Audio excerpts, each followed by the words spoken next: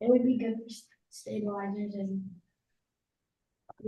Okay, we are live, people.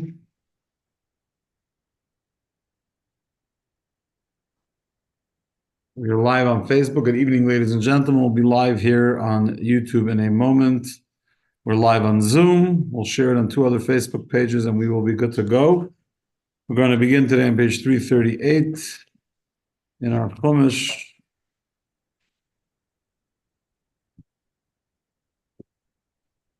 Okay.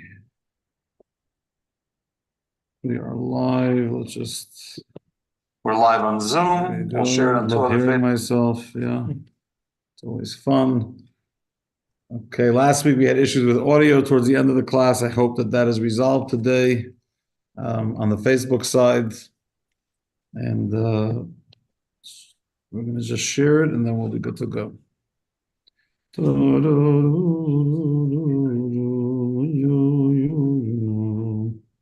Good evening, Kayla Gittel.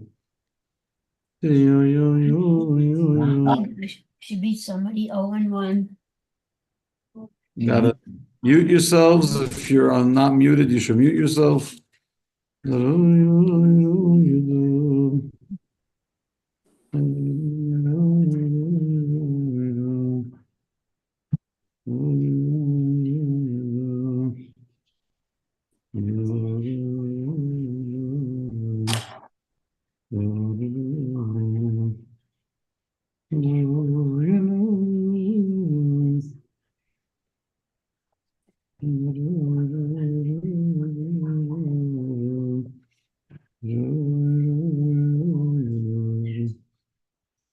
Okay, we are on all our platforms. Manny is ready to learn with Liam. Manny's in the hotspot. I told him that the last few weeks Liam's been here and Liam's been learning, so Manny has to live up to that. No pressure. For those, and we don't do pressure at all. For those that didn't hear before, we're going to start on page 338 in the live Chumash that we use here at the class. And today's topic is sensitivity of a Jewish leader.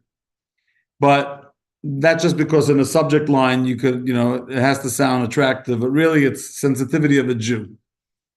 And the entire topic of our discussion today is all from our Parsha and the unique sensitivity that is experienced in the context of Moses and how that reflects, how that inspires each of us and how we're supposed to deal with each other, with people that we are comfortable with, people that we're not comfortable with. So let's start on page, well, I said 338. It's really in English, it's 339.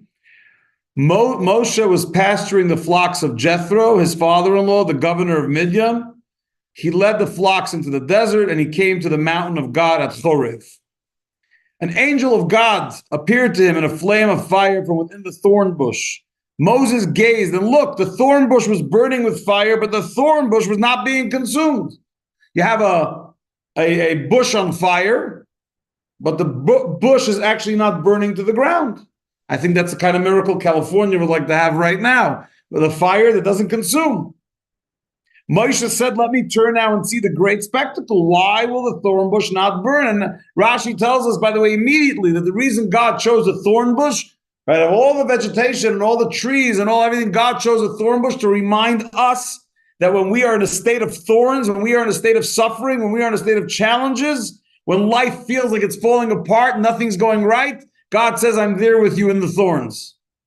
But that's aside, that's just Rashi. It's not where I'm going with the class. But I thought it's a good Rashi for you to just know offhand. God saw that he had turned to see, and God called to him from within the thorn bush, and he said, Moses, Moses, Moshe, Moshe. He said, here I am, Hineni. God said, do not draw near to me, take your shoes off your feet, because the place upon which you stand is holy soil. He said, I'm the God of your father, the God of Abraham, the God of Isaac, and the God of Jacob. Moses hid his face because he was afraid to look at God. And then God goes on to tell Moshe that he's hiring him to be the leader to go and redeem the Jewish people from Egypt. Moshe keeps trying to get out of it.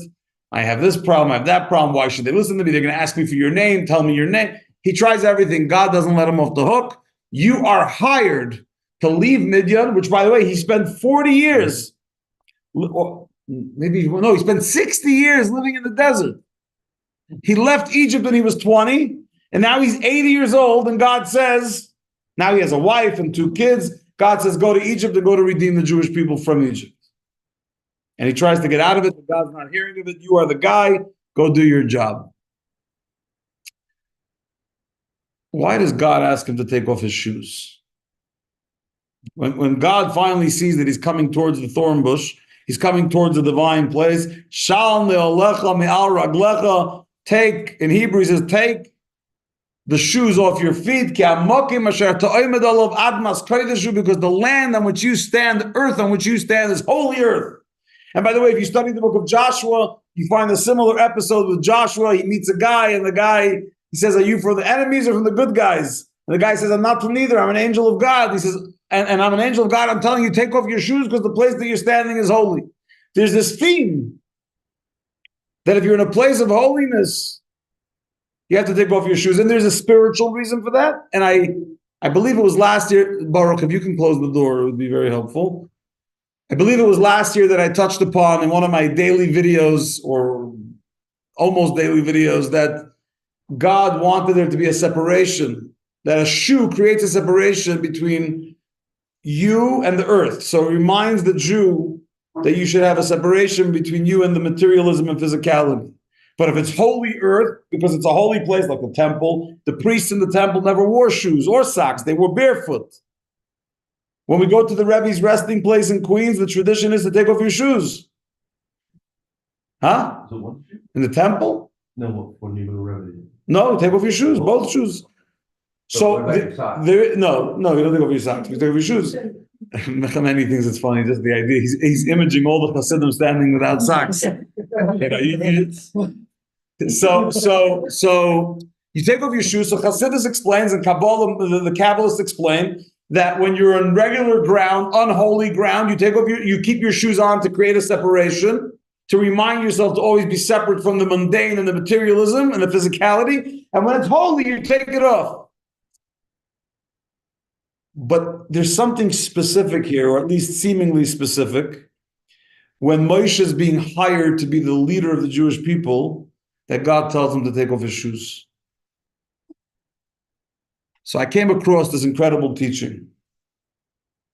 I actually saw today that my friend Rabbi Farkas shared this in one of his classes, but I was like, beat you. I read this 10 days ago. So I'm happy to share when I get it from a rabbi that I know. I have no problem with it. This particular case, I happened to see this teaching, maybe it was 2 weeks ago. The Oilos Ephraim. Oilos Ephraim, sometimes you've heard, I've mentioned many times, the name Kli Yakar.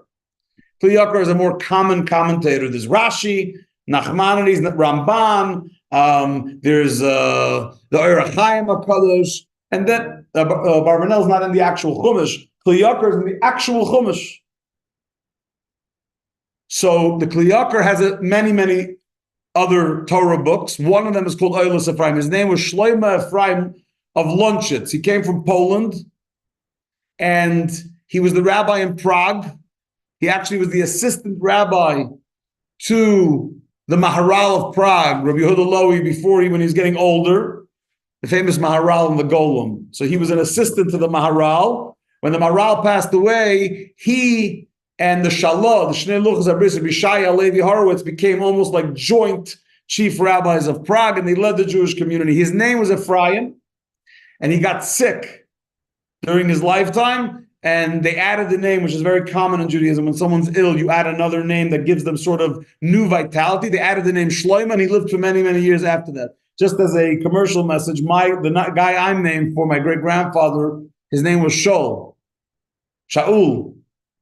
And he was also sick, and they added the name Chaim, which means life, and he lived something like 18 years after that, after they named the name. So we all got named Chaim Shaul. I have 2 Hebrew names, Chaim Shaul, but the name was added later. It's a common thing. Raphael is a very common name, which means healing. So there's different names. He got added the name Shlomo. So he's mostly known for his commentary, the Kli Yakar, but he has a sefer called Oilos Ephraim.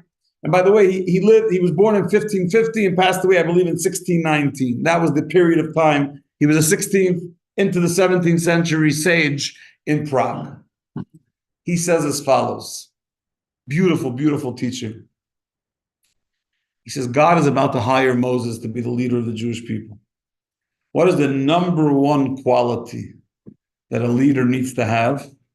The number one quality that a Jewish leader, but for that matter, any leader needs to have, is empathy, and that they should be able to feel what the people that they are shepherding feel. When you wear shoes, you create a buffer. Physically, you create a buffer. You could step on a little glass, you could step on a rock, you could step on this. You can get away with not feeling, right? It creates a buffer. You don't have to feel too much. But if you walk barefoot, you step on glass, it's going to hurt. You step on a rock, on a pebble, it's going to hurt. You step on this, it's going to hurt. It's too hot, it's too cold.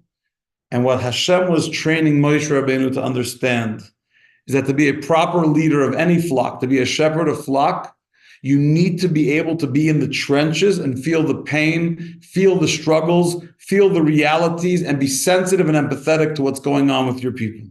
The minute you're here and they're there, the minute you have shoes separating between you and the reality, you've lost your opportunity. And when we think about Jewish leadership, right, there's the scholarship. What do they know? What do they study? What are their expert fields and halachic knowledge?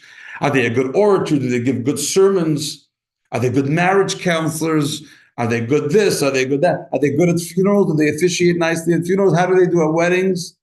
So someone just told me the other day, oh yeah, someone said to me, oh, the rabbi at the wedding performed phenomenally. Performed? was it exactly? Was it a juggling show? I mean, what do you? I was like, okay, whatever. I'm sure there's a performing rabbi. I thought the job of the rabbi is to make sure everything's done according to Allah. Sure. Rabbis, the leaders have a lot of different roles. But Hashem is teaching Moshe that the number one most important value that a leader needs to have is to feel what the community and what the people that they are shepherding feel. The minute they don't feel it anymore is the minute they're toast. And it really brings to a much, it's a fascinating journey that we're about to take, because what I share, this is from a different sefer, it's called Znaim L'Torah, Rabbi Saratskin. And he says that it's very interesting if you look at what are the four major events that we read about during Moses' adulthood before he becomes the leader of the Jewish people. It's all in this week's parsha. Because in this week's parsha, we go from his birth to the plagues already. I mean, almost. We're heading into taking the Jews out of Egypt. We go from the birth to the redemption in one parsha. So the four primary events that we read about in Moses' life prior to him becoming leader are what? Let's look inside. It's right here in the verse. We'll go one by one. So, what did you say? They pick the day of rest. No. Not Moshe. He gets a lot of credit, not for picking Shabbos. No. They gave the rest for the slaves that worked there. So, okay. So yes and no. In the game of hot and cold, I'd say warm. So we only read, look at page 337. Just go back a page, right? It says, she named him Moses, right? It was those days that Moses grew up. So now we have an adult, a young, right? He's 20 years old at this point. He leaves the palace because he grew up from the age of, a few months old till 20, raised, adopted by Batya, Pharaoh's daughter, the princess. So he's living in the palace. He has this luxurious, elitist, aristocratic lifestyle. He goes out.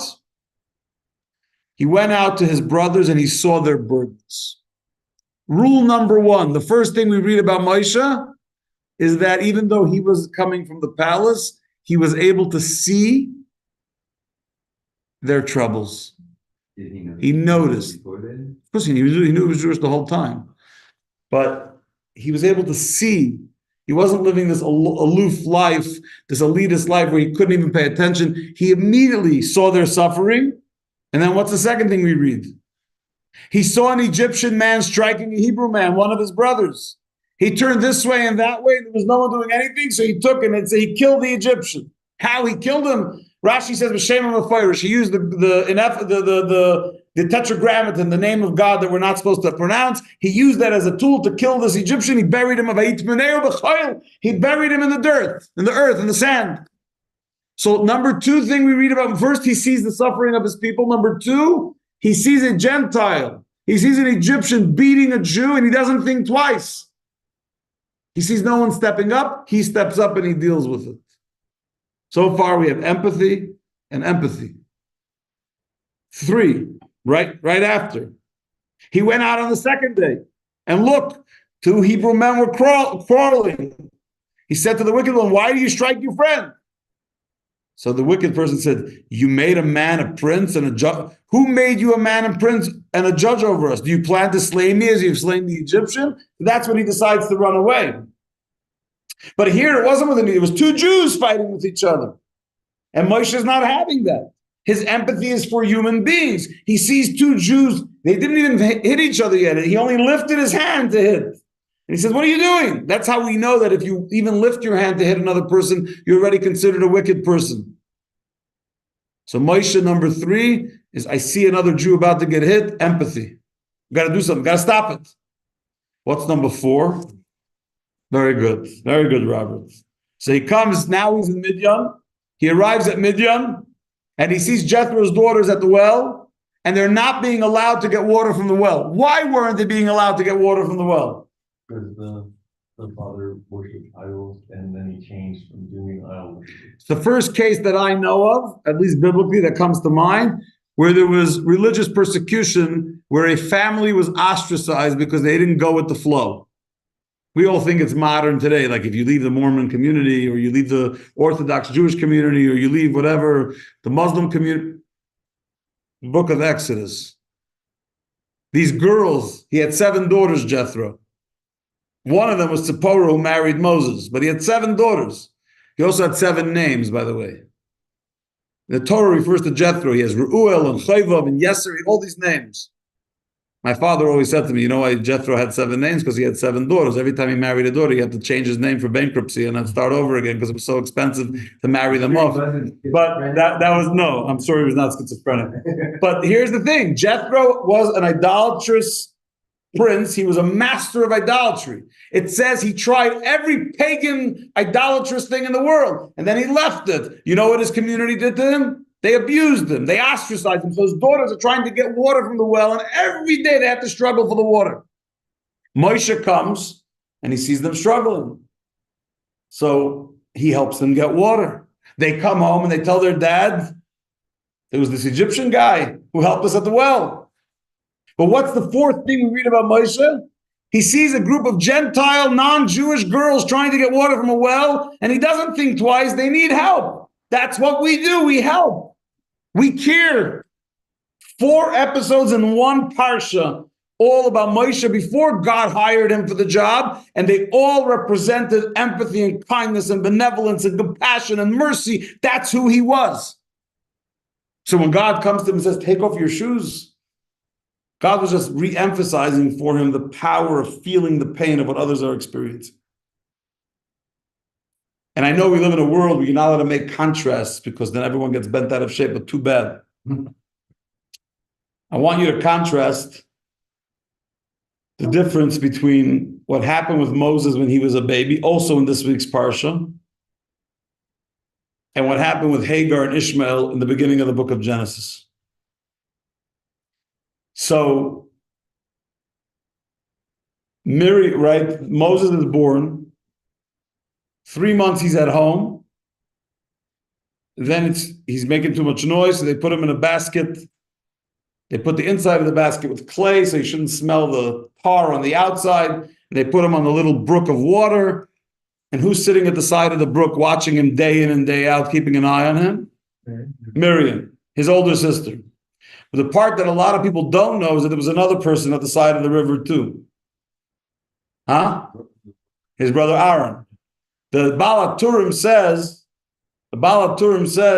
that the words, right? It says that Batya came to bathe at the river, at the water. That's when she sees a baby, and she heard a nar boicha. She heard a lad crying. Now Rashi says it was Moshe crying, but he had the voice of a teenager. It's not what the Baal HaTurim says. Baal HaTurim says, you know who was crying? It wasn't an adult. It was an older boy. It was Aaron, the brother. He says that the words V'hine nar boicha, and a young lad was crying, is the numerical value of the word. Ze Aaron HaKohen, this is Aaron. He was sitting there next to Miriam, and he was also there with his brother. So you have Aaron, the older brother, and Miriam, the older sister, and their brother is on the water, and they're there watching him like a hawk. They didn't let him out of their sight for a minute. Why was it Aaron? He's older. What do you mean? He was older. There's only newborn babies. The decree was against the newborn. After the astrologers told Pharaoh that there's going to be a leader being born, but he was born before. Now I want you to contrast in the book of Genesis and Bereshis. Hagar is kicked out of the house with Ishmael. She has a jug of water. They run out of water. There's nowhere to find water. My son's going to die of dehydration. He has a fever. He's going to die. She drops him under a bush and she goes and sits away from him. Why doesn't she sit with him? Now you could say, oh my gosh, she didn't want to be there when her son dies. It's a very nice way to look at it, but there's another way to look at it too. She wasn't a descendant of Abraham, Isaac, and Jacob. Mm-hmm. And she did not have the same level of empathy and the same level of mercy and the same level of compassion. Compassion isn't always about what makes you feel good. Very rarely does it. It's about doing good, even if it doesn't feel good. It's about being there with someone, even if it hurts. Sometimes compassion means just sitting there holding someone's hand and crying with them when you don't have the solutions. We always think compassion means solutions. So part of Moshe was able to have solutions, like when he helped the kids at the well, the women at the well. The other time, there was no solution. He just came out and he saw their suffering. He was able to see their suffering. It's not always about finding, sometimes, of course, if you can find a solution, fantastic. But it's not always about finding solutions. Sometimes it's about just making sure the person who's struggling knows that you give a damn, knows that you're there and you care about them. But we're too busy in our own heads. Sometimes we're so caught up. How do I show up for them and make sure they know they're cared about? There's a great story about, I think his name was Rabbi Shaya of Horenstoppel. These Russian, these towns had, names that are not always easy to pronounce. No, his name was not Rabbi Shaya. His name was Ramotl Horensteipler. So he was once traveling with a group of his students. He was a Hasidic master. He was traveling with his students, and he came to an inn. It was very common back then. You came to an inn. It was owned by a religious Jew. Today, everything has kosher supervision because the world it's much more elaborate, and the food availability is there's commercial food production. It's much more complicated today. Back then, you came to an inn, and assuming they were God-fearing people, you ate with them. So he comes to the inn, and they're serving soup. Now, he was known, Ramotl, as eating very, very little. Very rarely did he eat more than a few spoons or a few forks of food, and he was happy. He wasn't a big thresser. He didn't overeat. Maybe he had Ozempic. I don't know back then. I couldn't help myself. But he comes to this particular inn, and they serve him a bowl of soup, and he gobbles up the entire bowl of soup, and he finishes and goes, oh my gosh, it's amazing. Can I get more? Is there more? Students are flabbergasted, but they don't say anything. And the host says, of course, Rabbi, goes and fills him up another bowl. He gobbles it down and says, oh, a third bowl. Is there more? At this point, the students are totally, it's nothing they've ever seen before, but he takes a third bowl. And he says, is there a fourth one? The proprietor, the owner of the hotel, the inn, says, I'm sorry, but the entire pot is done. But he thanks him, and they go on their way. When they get out of the inn, the students say to the Motl, okay, Rabbi, spill the beans. What just happened? We've been with you for ages. We know how much you eat. You never eat this much. What's the real story? So he says, I took the first bite of soup and I realized that the cook who this innkeeper had hired had put kerosene in the soup instead of oil. Which means if he would serve it to other people, people would say something, and the innkeeper would have the head of the cook for what he did for messing it up. So in order to save the cook from humiliation, I just ate it all. You live to tell the tale? Yeah, I mean, I don't think it was, Today. number one, I don't think it was today's. Number two, I'd venture to say that, like all good soups, it was majority water, but no one likes the taste of eating it. I don't know if it was dangerous. It was just, it tasted horrible. But he didn't want to, it's not like he didn't want the innkeeper to get upset at his cook. Empathy, understanding what that person's about to go through. Right? How often do we have the opportunity to file a complaint with an airline about an employee, with whoever? And sometimes it's valid. Most of the times it's not. Most of the times it's just us letting out our anger. It's not really, right? You think about it, it wasn't really worth getting them. But Uber, I have this all the time with Uber. It literally has to take a psycho Uber driver, and I've had maybe 2 of those, a psycho, in order for me to give them a bad review, because I know that their financial, their well-being is dependent on it. So I'll give you a 1, I'll give you a 2. This is a person's financial well-being. So if a guy's a psycho and it's literally a danger for them to be in a car, you have no choice. But just because they were grumpy, or they were like, there was a guy the other time I was in New York, the guy was on the phone the whole time speaking in Bangladeshi or whatever the hell he was. I was like, it's really not nice. If a guy in the car and you're literally, from the minute I got in to the minute I left, for 45 minutes, you're yapping in a language I don't understand. That's a taxi. But is it worth firing the guy? It's not. It's not. Because we have to start living with empathy. The Moshe Rabbeinu perspective. I shared this once with someone about a wedding. It's interesting, the Oilus Ephraim, who I mentioned in the beginning, the one who says that's why Moshe took off his shoes to be able to feel the pain. The book Oilus Ephraim is sort of like kind of speeches or things that he spoke about for weddings and special occasions. And it's really the idea by a wedding, right? How do you have a successful marriage? There's a lot of answers to that, right? We spoke in JLI at great length about how to show up properly in relationships and listening and all of that. But he says that in this case, think about it. If each spouse getting married on the day of their wedding or the week before their wedding, they recognize that in order for the marriage to succeed, we have to be barefoot, meaning we have to be able to feel what our spouse is feeling in that moment, even if we don't get it whatsoever. We think they're ridiculous. That's not your job. They could be 100% ridiculous. They could be 100% wrong, but if that's what they're feeling and you're not there to show up for it, meaning you have no ability to feel, or at least attempt to feel what they're feeling in that moment, right? If I got $1 for every time a spouse said to their spouse, it's no big deal, and that just enrages the situation 1,000 times more because it's a super big deal to the one who thinks it's a big deal. You don't have to agree with it that it's a big deal, but you have to empathize. And that's really the Moshe Rabbeinu perspective. Right now, tonight, Israel is in a state of an incredible emotional roller coaster. It's not exciting in any way. Are there hostages going to come home? Be'ezrat Hashem. And I want them to come home.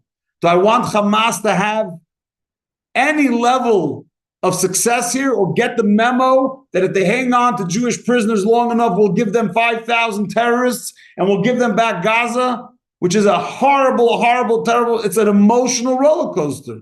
Of course I want the families to have their loved ones back. Who wouldn't? But where's the empathy? Where's the empathy for the 800 soldiers that died in this process and then you quit halfway through because you got some pressure? Where's the empathy for the women who were home alone for 18 months while their husbands were at war, fighting for something, and now many of them feel like it was in vain? So I don't have the answers. It's above my pay grade. Do I think the Israeli government is doing the smart thing? No, I do not. The Rebbe begged them in the 70s and 80s to stop with these deals with terrorists. Every time you make a deal with them, it emboldens them. They play the long game and we play the short game. But putting all that aside, I don't have to have an opinion about every detail because I don't know every detail. What I do know is that it's obligatory for me as a Jew, not as a rabbi, as a Jew, as a human being, to have empathy. Many of those people are going to come back from Gaza in body bags.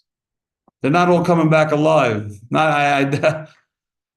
It ain't going to be pretty.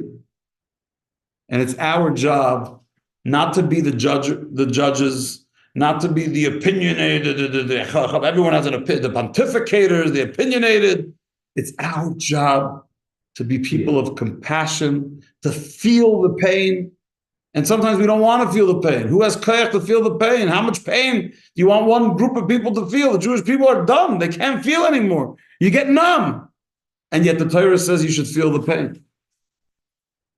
And in that process of feeling the pain, to never lose the empathy, the kindness, the mercy, the Moshe spark, the Moses spark, seeing the burden, seeing a Gentile hitting a Jew and saying, not on my watch, seeing two Jews about to whack each other and say, not happening. What are you doing? That's wicked.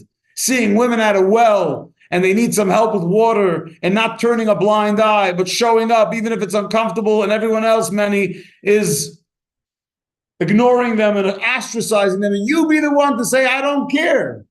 You guys can try to ostracize. I am going to be there for you. And if it puts a label on my head that says, oh, he's the one that helped the ostracized, so be it. I'll carry it as a badge of honor. And so when God says, take off your shoes, He's giving all of us a message that we all to take off our shoes and to recognize with empathy and feeling what other people are experiencing. And everyone's experience is different, and there's a lot of hardship in the world. So if you're still capable of feeling and you're not fully numb, to feel the pain of others, and if you can show up and help, great. But if you can't show up and help, at least show up. Let them know they're not alone. We have a plague of loneliness. People are lonely. They don't feel heard. They don't feel cared for. And it's not because of Republicans or Democrats. It's because in America, we moved away from the communities being people's support, where we take care of each other, and we decided it's the government's job to take care of people. Not Baruch Hashem, not in our shul, and not in our community. We still care about people, and we try to feel what's going on and be there for people if we can. Sometimes we can't, but we try. We endeavor, we attempt to do that. But as a society, most people don't even know what their neighbors need or what's going on with their kids, with their house, with their this, with their that. And it's our job to follow Moshe's suit and to be there to feel the pain of others. You can do both at the same time. You can say, I don't want busted up, beaten RVs all over Bozeman, but I still feel very deeply for the people who don't have a home to go home to at night. It's not a contradiction. We make everything into black and white. It's not black and white. I personally hate the RVs, and I think they do it's a disservice to our community. It creates danger, it creates dirt, it creates contamination. There's a lot of issues. But not to care about the people who are struggling? How could you turn a blind eye?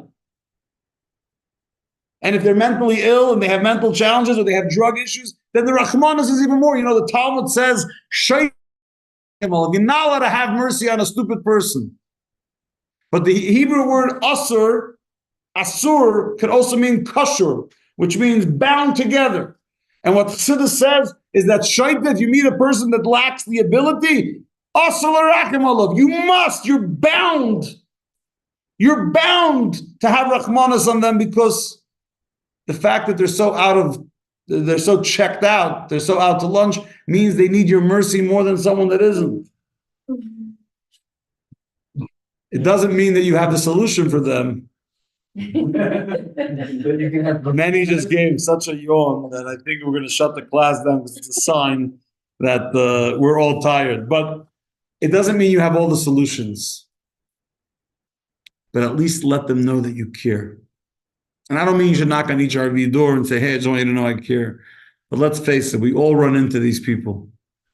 Yesterday at the library, I went in with Many, and there was someone right behind me, and I don't even know if Many noticed. She was clearly homeless. The odor gave that away. The fact that half of her belly was visible because the clothing was all over the place.